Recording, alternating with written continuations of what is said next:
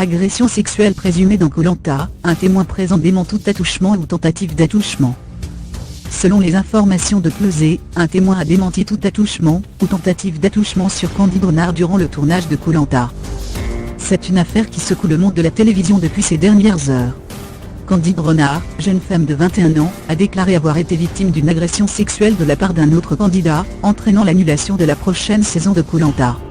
Mais selon les informations de Closé, les faits ne se seraient pas déroulés, comme la jeune femme le raconte. Selon un témoin, Candide Renard et son agresseur présumé, Eddie Guillot, n'étaient pas isolés, mais dans un groupe de 4 personnes qui étaient dans une hutte. Ils étaient accompagnés de 2 autres candidats, une candidate, Aurélie, et un autre candidat. Selon Closé, ce n'est pas non plus Candide Renard qui a prévenu les secours mais Aurélie, victime à ce moment-là d'un petit mot de santé.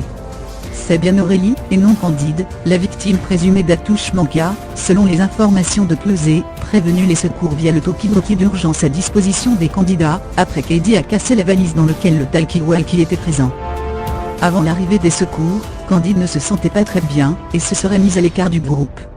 Eddie se serait alors enquis de son état de santé, et lui aurait dit « Ça tombe bien, les secours arrivent ».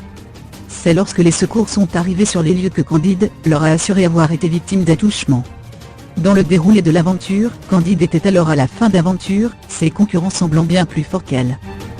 BFM avait dévoilé, samedi 12 mai, la présence d'un 3e témoin. Closé attend se mesure de révéler, selon les informations recueillies auprès d'un proche du dossier, que ce témoin infirme la version donnée par Candide, et assure qu'il n'a pas été témoin ni d'attouchement, ni de tentative d'attouchement. Le témoin ne dormait pas, il était bel et bien éveillé au moment de l'agression présumée.